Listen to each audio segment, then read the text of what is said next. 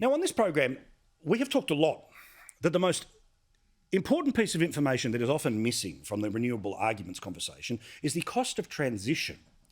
Now, nobody has a real problem if there's a better mousetrap. If you can get enough power from wind and solar and hydro and gas and hydrogen and you name it. There are other ways to generate electricity.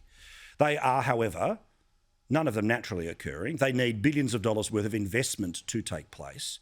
And it's not entirely clear whether they could do the job that coal largely does right now. But one of the talking points that you so often hear from people about why we must get to 100% renewables as fast as possible is because it will be cheaper for you, the customer.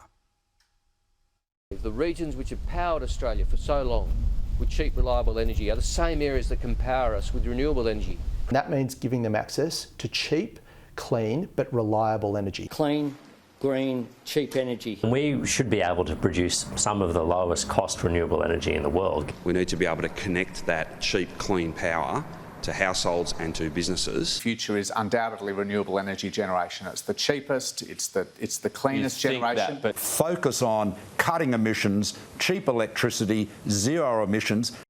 Iron freighter, no ghost. Now, there is one place in Australia that boasts 100% renewable energy. It is the Australian Capital Territory. It is a place where, as late as last year, they were boasting about the fact that they now have a 100% renewable energy system. Asterisk, only 5% of the electricity its residents actually use is produced by renewable energy in the ACT. They have a giant extension cord going over to New South Wales. But who cares? 100% renewable energy was the headline. The green groups, they were screaming it from the rooftops as well, that somehow the ACT and Canberra had worked this one out. The green machine, the ACT, 100% renewable target, yay for us. Now remember the ghost, Each Way Albo, and all those other people telling you about how cheap this electricity is? Well, guess what happened today in the ACT? Power bills will be going up by 12%.